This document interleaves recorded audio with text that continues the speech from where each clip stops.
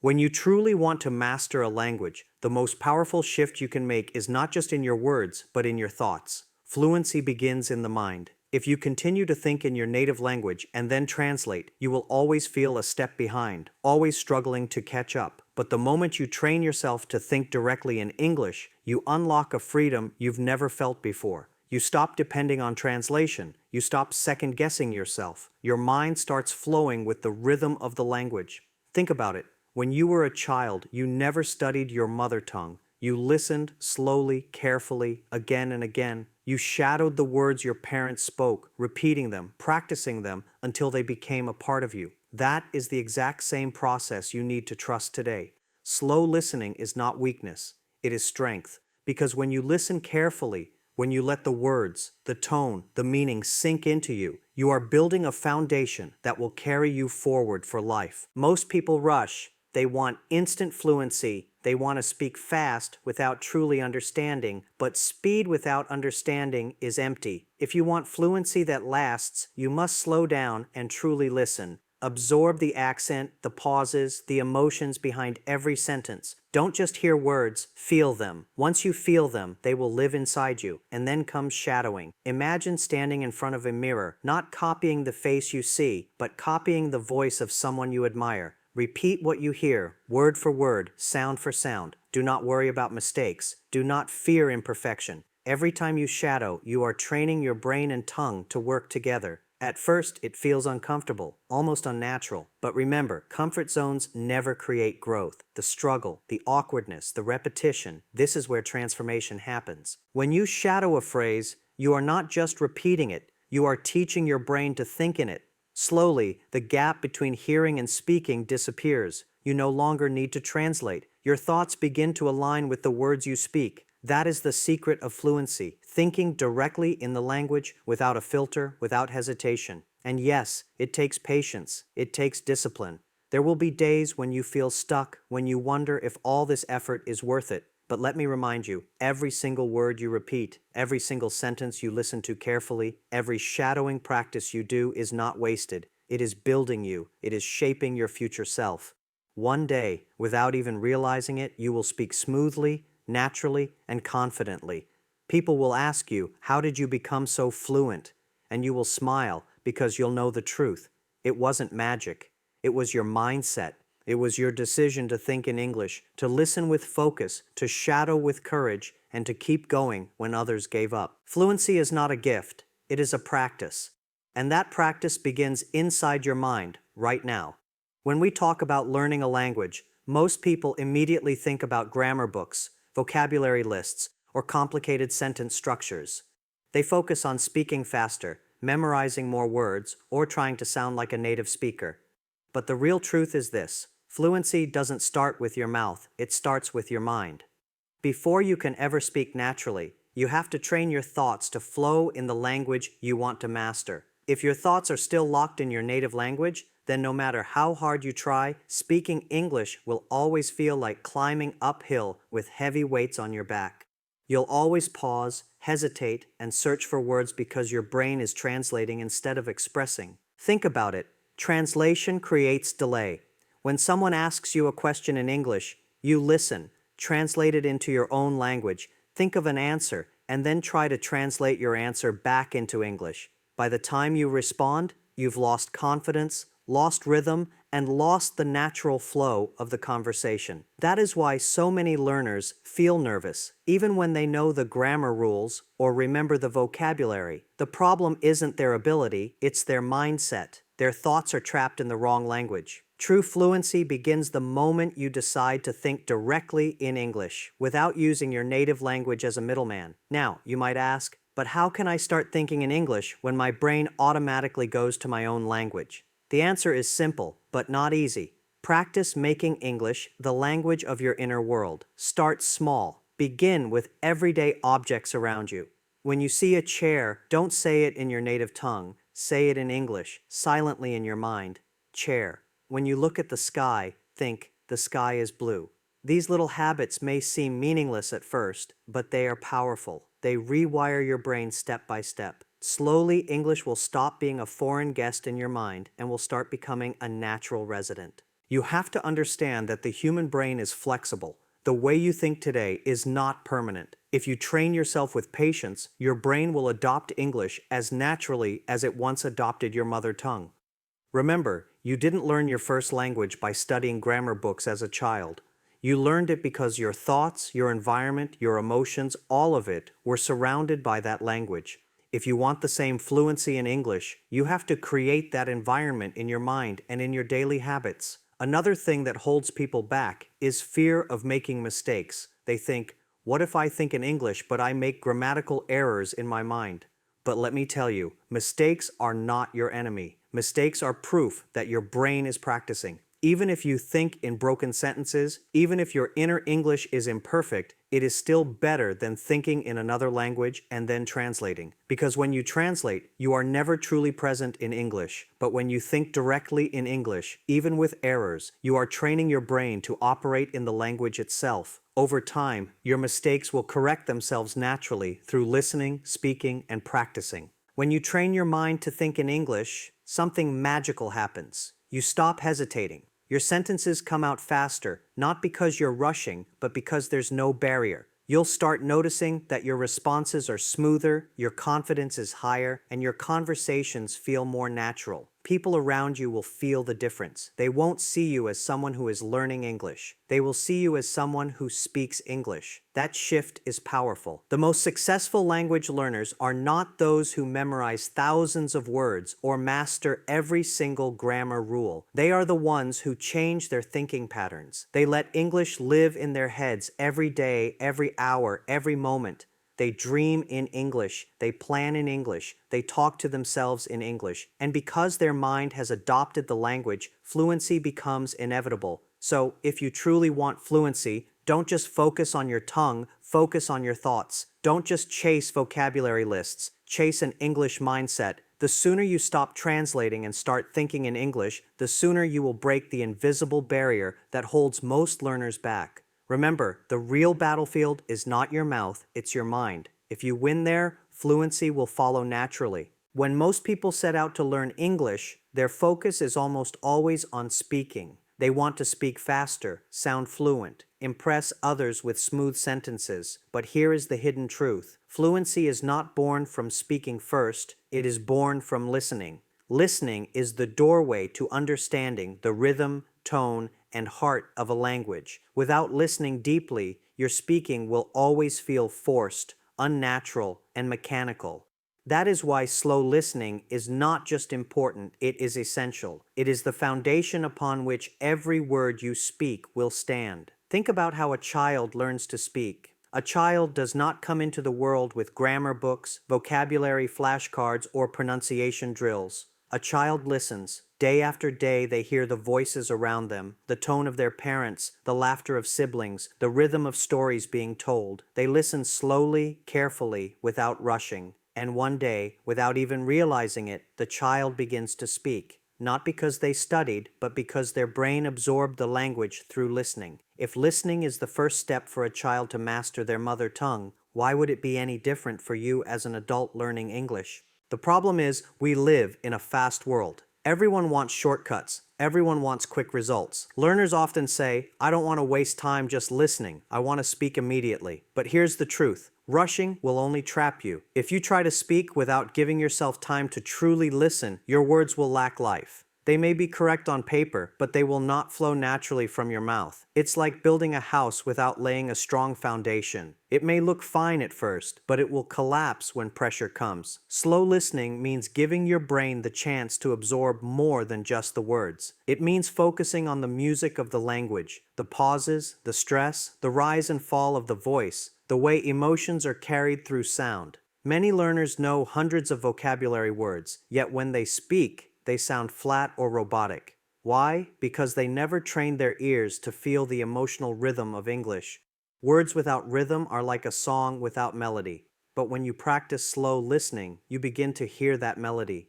You begin to feel how English breathes, how it dances, how it connects thought with sound. And it's not just about listening once or twice, it's about listening again and again with patience. Repetition is the mother of mastery. When you listen to the same phrase repeatedly, slowly, with focus, it sinks into your subconscious. At first, you might only recognize the words. Then, after more listening, you start to notice the accent. Later, you notice the emotion behind the accent. Eventually, you don't just understand the sentence, you feel it. That feeling becomes your guide when you speak. Many learners underestimate the power of listening because it feels passive. They think, I'm not doing anything, I'm just listening. But in reality, listening is the most active training you can give your brain. Every time you listen carefully, your brain is creating connections, building patterns, sharpening its ability to recognize and reproduce sounds. Even when you feel like you're not improving, your brain is working in the background, training itself in silence. And then one day, without effort, you find yourself speaking with more confidence and clarity. Slow listening also teaches patience, and patience is what separates those who quit from those who succeed. There will be moments when you feel restless, when you think, this is too slow, I'm not making progress. But those moments are the test. If you can stay consistent, if you can trust the process, your results will shock you. The learners who truly transform their English are not the ones who rush through hundreds of lessons. They are the ones who slow down, absorb deeply, and let the language grow roots in their minds. Another powerful benefit of slow listening is pronunciation. Many learners struggle with pronunciation because they try to copy sounds they have never really heard. But when you listen slowly and carefully, your ears catch details you missed before, the way certain letters blend, the subtle stress on a syllable, the gentle rise of intonation. Once your ears recognize these sounds, your tongue will begin to imitate them naturally. It's almost automatic. Pronunciation becomes less about forcing your mouth and more about trusting your ears. So if you want true fluency, don't underestimate listening. Make it a daily habit. Pick a podcast, a speech, a conversation. Listen not just once, but many times. Listen slowly, without rushing, without the pressure of responding. Train your ears before you train your mouth. Because fluency is not about how fast you can speak, but how deeply you can understand. And understanding always comes through listening first. One of the most powerful techniques for developing fluency is shadowing. Shadowing is not simply repeating words like a parrot. It is a deep exercise that connects your brain and your tongue, forcing them to work together in real time. Imagine you are walking beside someone, step by step, trying to match their pace exactly. That is what shadowing does with language. You walk beside the speaker's voice, matching their sounds, their rhythm, their energy, until your own voice becomes naturally aligned with theirs. It is not easy in the beginning, but it is one of the fastest ways to break the barrier between thinking and speaking. When you shadow, you are doing something very different from normal speaking practice. In normal speaking, you create your own sentences and you think about what to say. In shadowing, however, you copy the exact words and sounds you hear almost at the same time. This forces your brain to stop translating, stop hesitating, and simply react. It is like a workout for your mouth and mind together. The tongue learns how to move in ways it has never moved before, and the brain learns to handle speed and rhythm without fear. At first, shadowing feels uncomfortable, even frustrating. You will stumble. You will feel like your tongue cannot keep up. Sometimes you may not even understand every word you are repeating, but that is the beauty of it. Shadowing is not about perfection, it is about training. Just like an athlete sweats in the gym to prepare for a real match, shadowing is your training ground. You are conditioning your muscles, your breath, your ears, and your thoughts to work in harmony. And the more you practice, the smoother it becomes.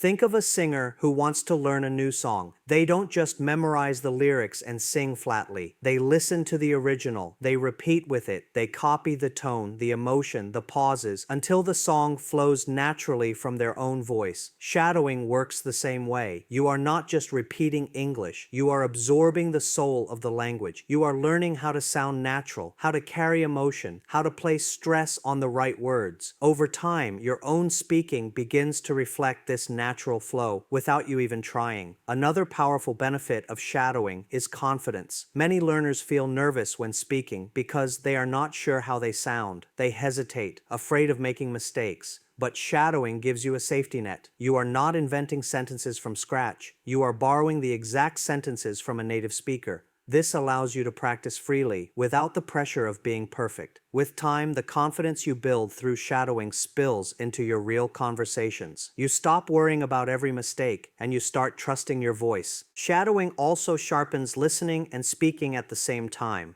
Normally, learners separate these two skills. They listen in one exercise, they speak in another. But in real life, conversation requires both. You must listen and respond instantly. Shadowing mimics this natural process. As you shadow, your ears are catching the words while your tongue is repeating them almost simultaneously. This trains your brain to multitask in English, just like it does in your native language. That is why shadowing is often called the bridge between listening and speaking. It connects the two into one smooth skill. And here is something even more important. Shadowing helps you think in English. When you repeat words quickly, without time to translate, your brain begins to adopt those words as its own. After enough practice, the sentences you shadowed start appearing in your thoughts. The expressions you copied start coming out naturally in your conversations. It feels almost magical, but it's not magic. It's the result of constant training. By shadowing, you are literally programming your brain to think directly in English without filters. Of course, like any powerful method, shadowing requires patience. In the beginning, you may feel silly talking to yourself, copying voices from podcasts, speeches, or videos. You may get tired, your mouth may feel heavy, your brain may want to quit.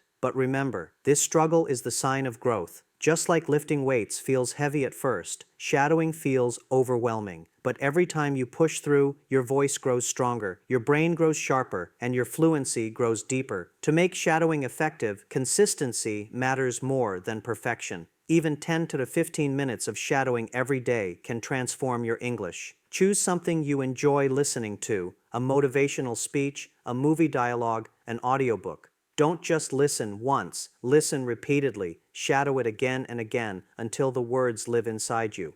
Over time, you will notice a powerful change. You will no longer sound like a learner copying English. You will sound like a speaker living in English. Shadowing is not just about repeating sounds. It is about building a bridge between hearing and speaking, between thought and expression, between fear and confidence. It forces your brain and your tongue to stop being strangers and start working as one team. And when that connection becomes strong, fluency is no longer a dream. It becomes a reality. Every learner reaches a point where things feel safe and easy. Maybe you've learned enough English to understand simple sentences. Maybe you can introduce yourself, order food, or say a few basic phrases without too much trouble.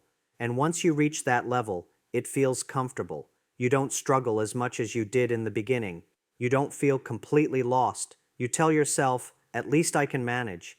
But here is the hard truth. Comfort zones are traps. The moment you stop challenging yourself, your growth stops too.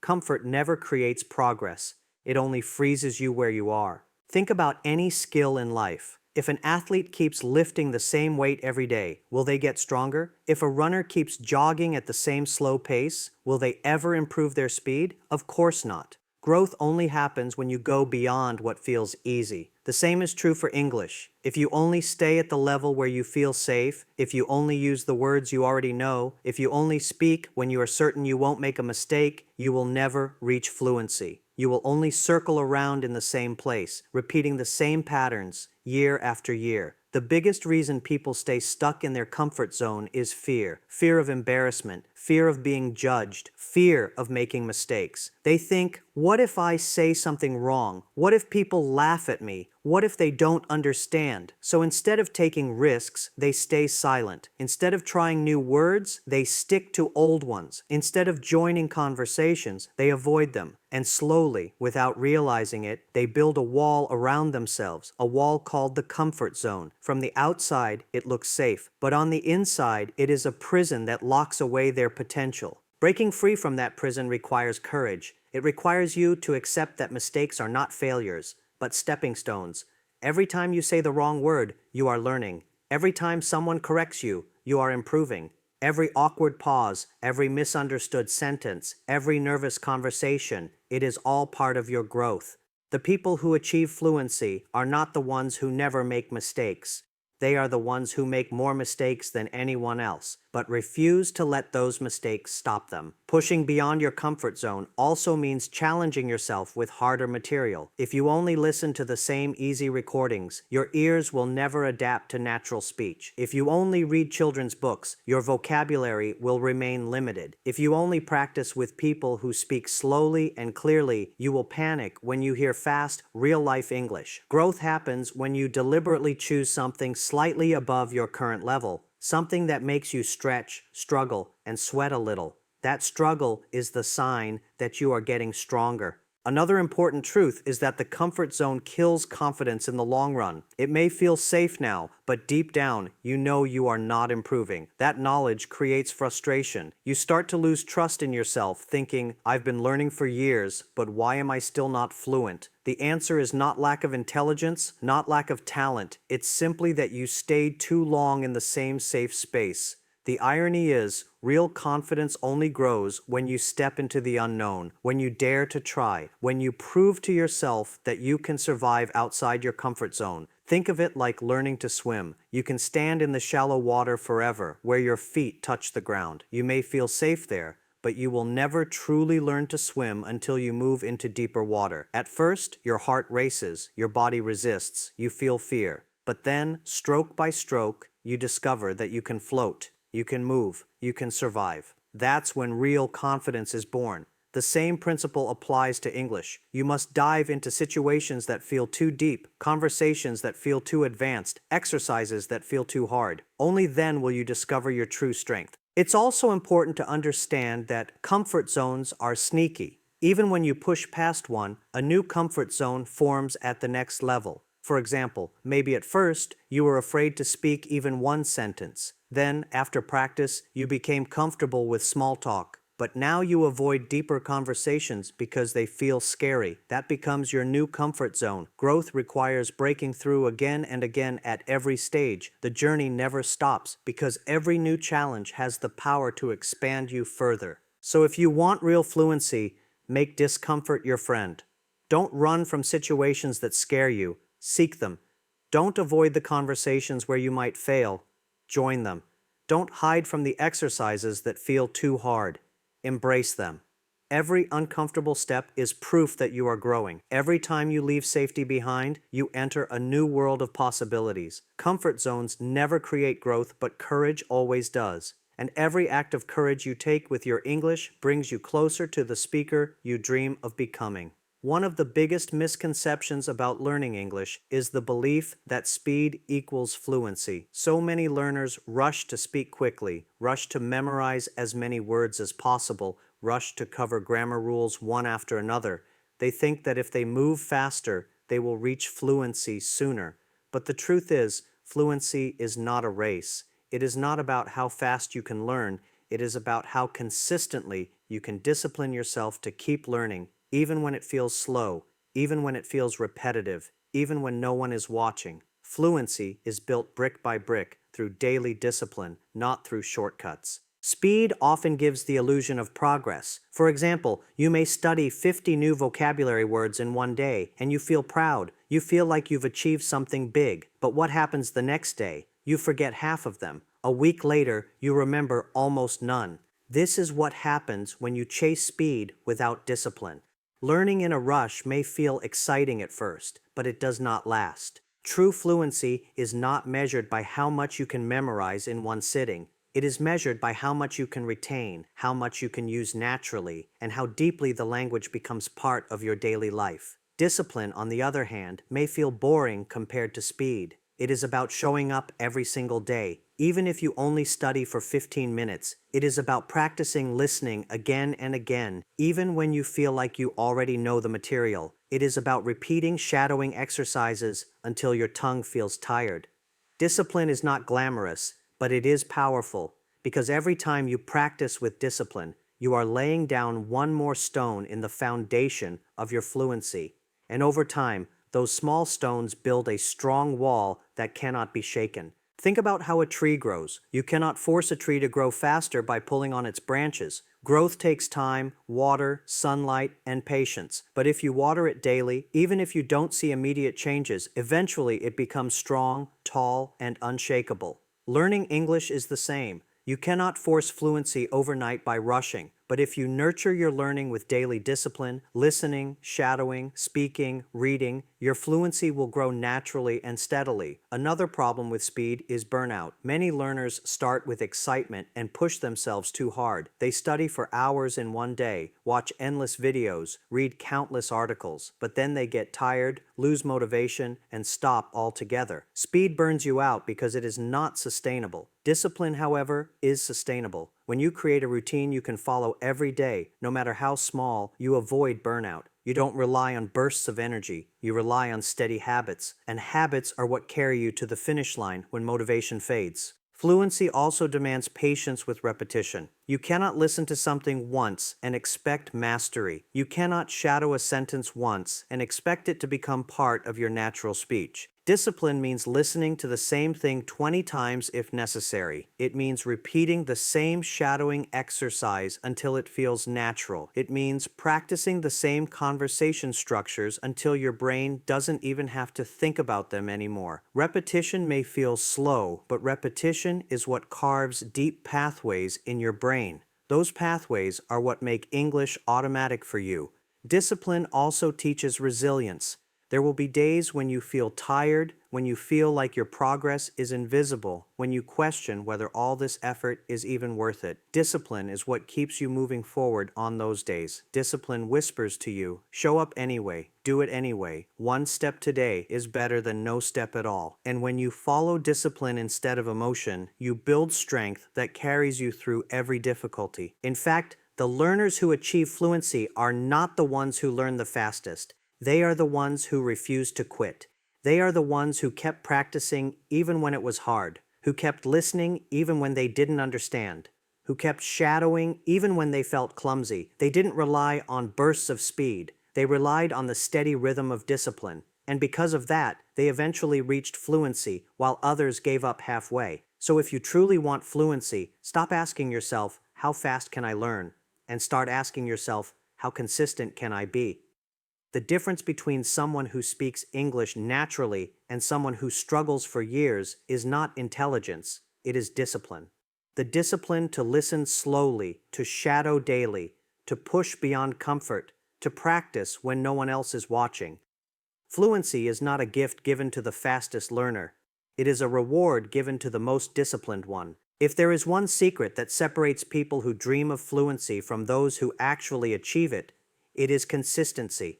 Not talent, not intelligence, not luck, consistency.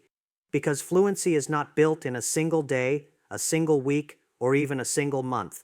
Fluency is the result of showing up again and again, day after day, refusing to quit, no matter how small the progress feels.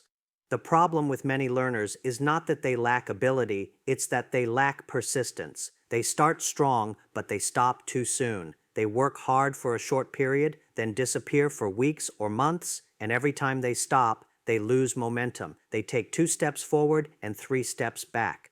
Without consistency, growth collapses. Consistency is what allows small efforts to add up into big results. Imagine a drop of water falling on a stone. 1 drop means nothing. 10 drops mean nothing.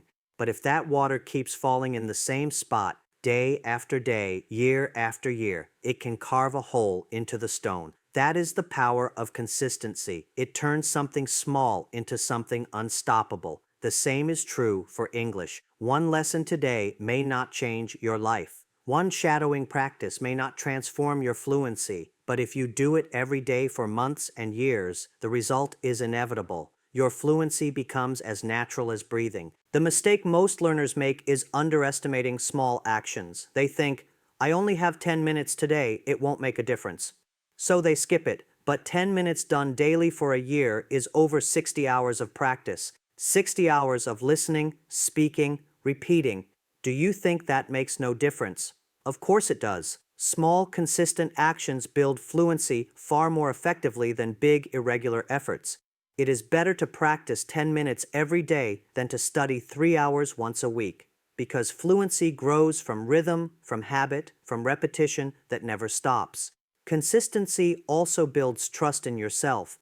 Every time you keep a promise to study, no matter how small, you prove to yourself that you are serious. This creates momentum. You begin to see yourself not as someone who is trying to learn English, but as someone who practices English every day. That identity shift is powerful. When you see yourself as consistent, your confidence grows. And with confidence, your progress accelerates. Of course, consistency does not mean perfection. There will be days when you miss your practice. There will be times when life gets busy. But consistency is not about never failing. It is about never quitting. If you miss one day, start again the next day. If you lose momentum, pick it back up. What matters is not being flawless. It is being relentless. Because every time you return, every time you choose to continue instead of giving up, you are proving that your dream of fluency is stronger than any excuse. Consistency also transforms your brain in ways you don't immediately see. At first, your practice may feel like nothing is changing. You repeat sentences, you listen to recordings, you shadow words, but your progress feels invisible. This is where many people quit. They cannot see the results.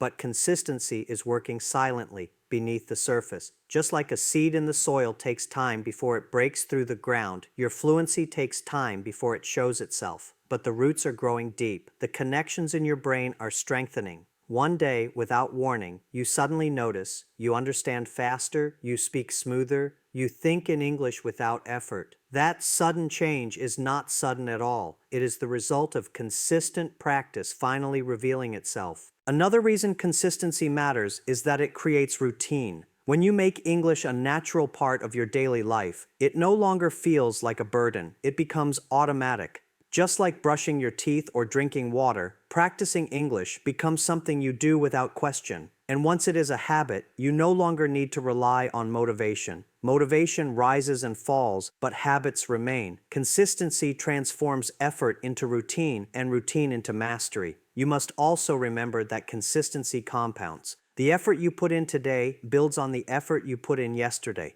The listening you do today makes tomorrow's listening easier. The words you shadow today make tomorrow's speaking smoother. Each practice session builds on the last, layer after layer, until fluency becomes inevitable. It is like climbing a mountain. Each step may feel small, but every step brings you higher. Eventually, you look back and realize how far you've come, not because of one giant leap, but because of thousands of small, consistent steps.